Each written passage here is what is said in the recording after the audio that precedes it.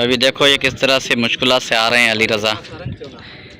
यहाँ पे थोड़ा सा फिसला तो गया पानी के अंदर बंदा। सी फूड आए चाइनीज वाला खाइंदा। अच्छा जिंदा है हले जो पोना के बाहर छो चला शरीर पानी में कटाई ना कलू पे में पियो आदि से।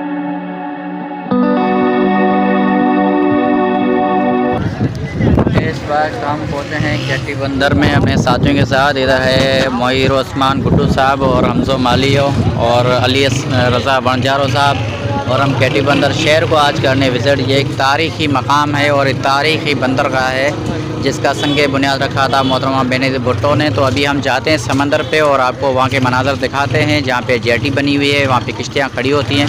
तो इस वक्त हम मेन चौक के अंदर खड़े हैं और इसके बाद आगे इंशाल्लाह हम बढ़ने की कोशिश करते हैं और दिखाते हैं आपको। ये है मछली केटी बंदर की,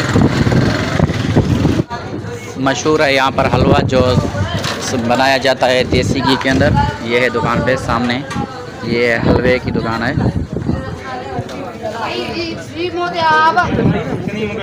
ये है केटी बंदर का फिल्ट्रेशन प्लांट और इसको आरओ प्लांट भी बोला जाता है, लेकिन यहाँ पे अभी वो मेरे ख्याल में फंक्शनल नहीं है।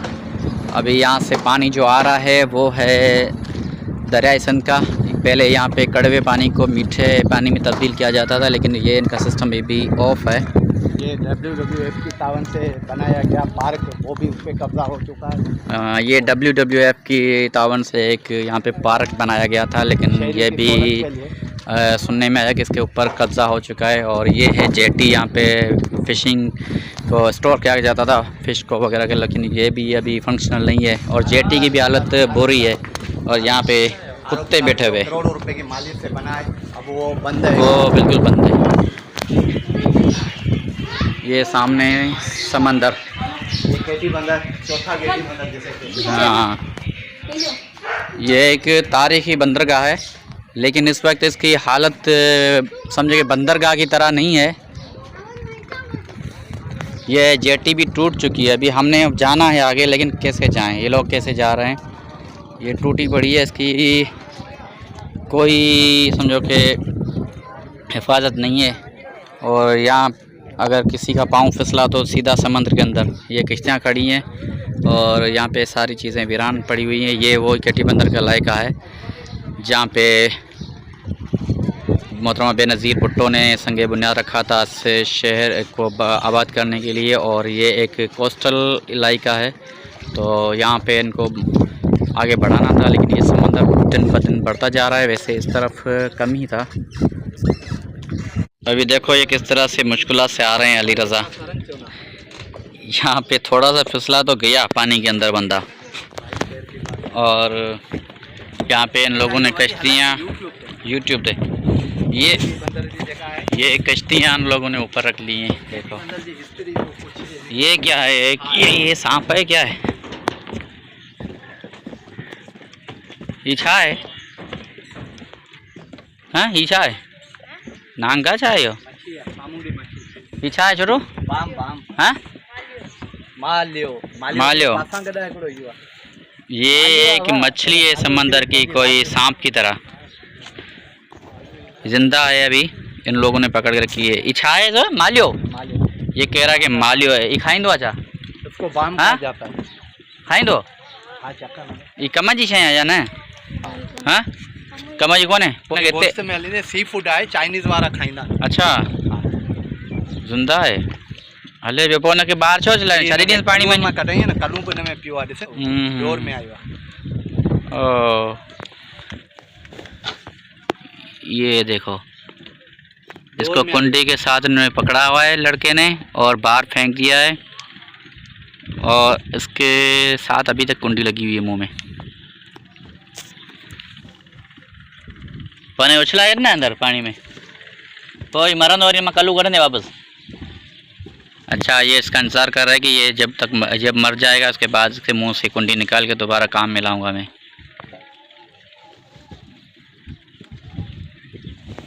ये लड़का मार रहा है इस मछलियाँ। हाँ बिल्कुल, ये बंजारा साहब बैठे हुए हैं यहाँ पर केटी बंदर में।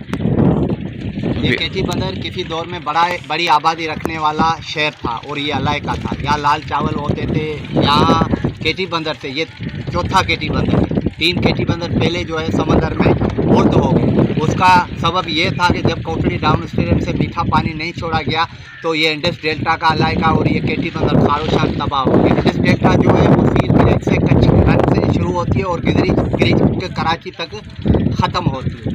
ये इंडस डेल्टा का खूबसूरत इलाका था। यहाँ मकामी और गैर मकामी मेहमान पर्दे आते थे। यहाँ पर फितरत का एक बहुत ही खूबसूरत नज़ारा था। यहाँ अच्छी ज़रायत होती थी, यहाँ लाल चावल होते थे, यहाँ पला होता है। ये डिस्ट्रिक्ट का वाहिद इलाका खारोशान केटी बंदर का जहाँ पर पला मछली भी होता है। ये किसी दौर में एक बड़ा बंदरगाह था। यहाँ से दूसरे मुमालिक में समंदर के रास्ते तजारत की जाती थी और केटी बंदर म्यूनसिपाल्टी 25 रुपया उस वक़्त में भी इमदाद कराची म्यूनसिपाल्टी को देती थी। उस वक़्त कराची जो थी वो इतनी थी जितना अब केटी बंदर की आबादी है, लेकिन केटी बंदर जो था वो कराची से भी बड़ी आबादी रखने वाला था। इस आबादी की माइग्रेट इस वजह से हुई कि ये एक तो डिज़ास्टर जोन बन गए। कुदरती आफातों ने यहाँ पर जो है घेरा कर लिया। कभी साइक्लोन आते थे, कभी बारिशें ज़्यादा होती थी, कभी तूफ़ान आते थे, कभी क्या होते थे, कभी। और सबसे ज़्यादा जो मुतासर ये इलाका हुआ वो इस वजह से हुआ कि मीठा पानी कोटड़ी डाउन स्ट्रीम से नहीं आया, तो यहाँ के जो तीमर के जंगलात थे वो भी तबाह हो गए और यहाँ के लोग भी माइग्रेट करके शहरों की तरफ चले गए पानी की तलाश में। इस वक्त भी केटी बंदर की 52 लाख से ज़्यादा ज़रख़ेज़ ज़मीन जो है वो समंदर निकल चुका है और रोज़ाना 90 एकड़ समंदर ज़मीन निकलता है, जिसको आप 1 किलोमीटर चौरस कह सकते हैं। यानी कि 1 किलोमीटर चौरस जो है समंदर रोज़ाना ज़मीन निकलता है। अब भी जो है समंदर तेज़ी से निकल रहा है, लेकिन हमारे इरसा वापडा वफाक या वफाक की हुकूमत ये केटी बंदर को दोबारा आबाद करने और डेल्टा को बहाल करने के लिए अभी भी एग्री नहीं है। अभी ये जो कैनाल 6 बना रहे हैं उससे सबसे ज़्यादा जो नुकसान होगा वो इंडस डेल्टा होगा।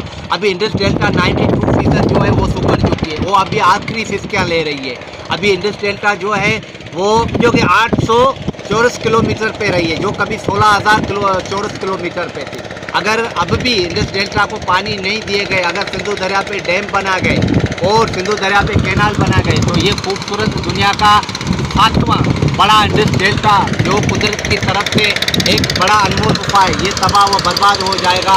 इसको बचाने के लिए हम सबको कोशिश करनी होगी। इंडस डेल्टा बचाओ, सिंधु दरिया पे कोई भी डैम और कैनाल नहीं बनाओ। अच्छा, एक बात आपसे ये पूछनी थी कि जैसा कि आपने पहले कहा कि यहाँ पे लाल चावल हुआ करते थे, इसका मतलब ये कि ये जो इस जगह पर अभी हम खड़े हैं, यहाँ पे जो खारा पानी आ रहा है समंदर का, तो यहाँ पे पहले इंडस डेल्टा बहा करती थी यहाँ पे, यानी कि मीठा पानी हुआ करता था। बिल्कुल, ये तो इधर क्या कराची तक मीठा पानी हुआ करता था, गिदरी तक। अब भी आप अगर गिदरी जाएंगे तो वहाँ आपको लाल रेत मिलेगी। ये सिंधु दरिया जो है खलीज मुमालिक ओमान वगैरह इन तक बहता था और वहाँ से वापसी में लाल रेत लाता था, जो गिदरी और कियामारी के साहिल पर आपको मिलेगी। ये इलाका बहुत खुशहाल था। ये तो इलाका जो बर्बाद हुआ है वो 94 के बाद हुआ है। जो 94 में, पहले 91 में जो पानी मुआहदा हुआ था उस पर अमलदार आमद नहीं हुआ, फिर 94 पे हुआ था जो जाम सादिक ने किया। उसमें ये हमारे दरिया जो थे या हमारे पानी के जो 10 मिलियन एकड़ यहाँ देना था, वो भी तीमर के जंगलात के लिए, पीने के या आबादी के लिए नहीं। ये तो जो IUCN की एनजीओ या जो माहौलियाती आलमी माहौलियाती तंजीमें थी, माहौलियात को बेहतर बनाने के लिए उन्होंने मुतालबा किया था कि 10 मिलियन एकड़ फुट जो पानी है वो इंडस डेल्टा को देना चाहिए, लेकिन वो तो अभी नहीं देते। अभी खाली सितंबर और जुलाई के महीने में जब बारिशें होती है तब पानी हमें देते हैं, वो भी पानी सिंधु दरिया का नहीं देते हैं, बारिशों का देते हैं और बड़े शहरों का, ड्रेनेज का और सिम नालू का पानी मिक्स करके समंदर इंडस डेल्टा में छोड़ते हैं, जिसकी वजह से इंडस डेल्टा ज़्यादा जो है बर्बाद हो गई है। इंडस डेल्टा की बहाली के लिए कम से कम ताज़ा पानी सिंधु दरिया का जो कैलाश से 3180 किलोमीटर जो है सफ़र करके समंदर खारोशान से समंदर में दाखिल, इंडस डेल्टा बिल्कुल इसी की हथेली की तरह बनी हुई है। ये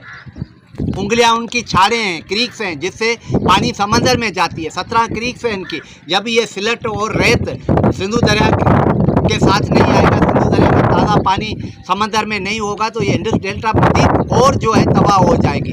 इंडस डेल्टा की तबाही का सबब ज़्यादा तो ये है कि जब ये नालों का पानी, ड्रेनेज का पानी और बारिशों का जहरीला पानी छोड़ते हैं तो उसमें सिलट आती नहीं है। सिलट आती नहीं है तो वो जहरीला पानी न फ़कत वो माहौलियात की तबाही करते हैं, लेकिन तीमर के जंगलात, वाइल्ड लाइफ, लाइव स्टॉक और फिशरीज़ के लिए भी नुकसानकार हैं। तो इंडस डेल्टा को बचाने के लिए, यहाँ की माहौलियात को बचाने के लिए, यहाँ की इंसानी आबादी को बचाने के लिए, यहाँ का इकोसिस्टम बचाने के लिए इंडस डेल्टा में 37 मिलियन एकड़ फुट पानी कोटड़ी डाउन स्ट्रीम से छोड़ना ज़रूरी है और उसके साथ कम से कम सालाना 1 लाख मिलियन टन जो है वो रेत और सिलट भी आना ज़रूरी है, जिसके बाद जो है समंदर आगे जो है मीठा पानी दिखेगा, समंदर आगे जाएगा। नहीं तो अभी समंदर जो है वो वो झिरक वाला जो टंडो आदम वाला पुल है, पहले समंदर केटी बंदर से 100 किलोमीटर दूर हुआ करता था, अब केटी बंदर से शहर से समंदर जो है 100 किलोमीटर आगे चला गया झिरक तक। उसका सबब ही यही है कि इंडस डेल्टा में मीठा पानी न छोड़ना और उसके साथ सिल्ट ना आना और जहरीला पानी छोड़ने की वजह से जो है यहाँ की माहौलियात तबाह हो गई है, यहाँ की ज़राअत तबाह हो गई है, यहाँ की लाइव स्टॉक तबाह हो गई है, यहाँ का वाइल्ड लाइफ और फिशरीज तबाह हो गई है, इंसानों में बीमार। ऐसे पहले लाल चावल हुआ करते थे तो पंजाब से लोग यहाँ पर आते थे लाल चावल की कटाई करने के लिए और यहाँ से फिर लाल चावल ही पंजाब लेके जाते थे, जिसको सुक्ता सी चावल। अभी भी इधर 6-7 जो है वो राइस मिल, उन्हीं का निशानात यहाँ मौजूद है। अभी भी देखो, अभी उन्होंने दरिया का पानी बंद किया है, कई महीनों से जो है कोटड़ी डाउन स्टेडियम में पानी नहीं है, वहाँ से रेत उड़ रही है। तो अब क्या, कल से ज़्यादाबारी हुई है, ये हुई है। जब आप फितरत से खिलवाड़ करेंगे तो ज़ाहिर है फितरत भी आपको नहीं छोड़ेगी, फितरत भी जो है वो तबाही लाएगी। अब देखो उधर सवात वो डूब रहा है, सारे इलाके डूब रहे। क्यों डूब रहे? ये इसीलिए डूब रहे हैं जब समंदर में पानी नहीं छोड़ते, डेल्टा में पानी नहीं छोड़ते, ये फितरत से खिलवाड़ कर रहे हैं तो ज़ाहिर तबाही आएगी। थैंक यू वेरी मच, आपने टाइम दिया और अच्छी तरह से आपने ब्रीफिंग दी इंडस डेल्टा के ऊपर और दीगर बहुत सारे मसाइल जिनके आपने हवाला दिए और लोगों को समझाने की कोशिश की। तो आपकी बड़ी बड़ी मेहरबानी। Thank you very much.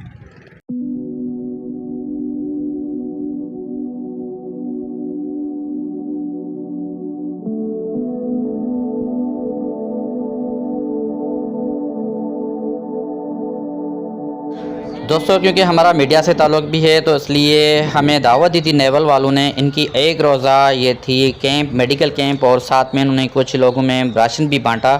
तो यहाँ के जिस तरह के हम हालात हैं, बहुत ही यहाँ पे परेशानी है लोगों को और बहुत ही लोग परेशान हैं सेहत की वजह से। तो ये मेडिकल की कैंप ये नेवल की तरफ से हमेशा लगती रहती है और ये इनकी अच्छी खदमात कर रहे हैं ये इस इलाके की, और यहाँ पर राशन वगैरह देकर गरीबों के सहारे बने हुए हैं। रूरल हेल्थ सेंटर केटी बंदर,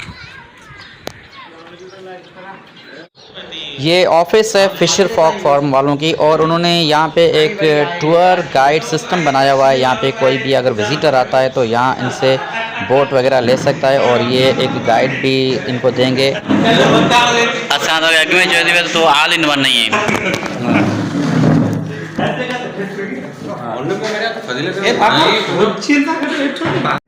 अभी हम केटी बंदर को कर रहे हैं अल्लाह हाफिज़ और हम निकल रहे हैं अभी बगान की जानिब। दोस्तों, आपको पता है कि रियान हैदर को शौक़ होता है हमेशा जानवर और पंछी पालने का, तो यहाँ पे इन्होंने ये मुर्गी के बच्चे पाल के रखे हुए हैं। भी शोर देखो कितना बड़ा आ रहा है। अभी हम इसके बाद निकलते हैं, एक क्रिकेट गेम है उसके बाद इंशाल्लाह। दोस्तों, अभी घूम फिर के हम पहुँच चुके हैं यहाँ पे मैदान में। यहाँ पे क्रिकेट मैच होने जा रहा है। ये टूर्नामेंट है जिसमें मेरी टीम भी खेली थी, लेकिन बदकिस्मती से वो हार गई थी। और इस वक्त जो टीम खेल रही है ये है सज्जाद भाई की, जो मेरे पास हमेशा होता है। मैं पंजाब गया था तब भी मेरे साथ था, और जहाँ कहीं भी होता है वो मेरा एक टीम का मेंबर भी है और मेरा एक प्यारा दोस्त भी है। उसकी टीम खेल रही है। तो यहाँ पर अभी हम पहुँचे हैं इनका मैच देखने के लिए। सज्जाद का इसरार था कि आपने ज़रूर आना है मेरे मैच को देखने के लिए। वैसे मैं मैच की कोई कमेंट्री वगैरह करने नहीं आया हूँ, लेकिन ऐसा मैंने कहा कि मैच देखने आए हुए हैं तो अभी थोड़ी सी व्लॉगिंग भी कर लें। तो ये सज्जाद की टीम खेल रही है। अभी देखते हैं क्या रिज़ल्ट आता है। ये सज्जाद सामने आ रहा है, देखो ये है कैप्टन साहब, इसको आने दो। ये आ रहा है कैप्टन साहब, ये सज्जाद आपने देखा होगा हमेशा मेरे साथ होते हैं। और ये इनकी जो तस्वीर है ये इसकी नानी की तस्वीर है। तो दोस्तों, मुझे यकीन है कि आपको ये व्लॉग ज़रूर पसंद आया होगा। तो अभी हमारे चैनल को जल्दी से करते हैं सब्सक्राइब और अच्छा कमेंट देकर अपने दोस्तों के साथ शेयर कर दें।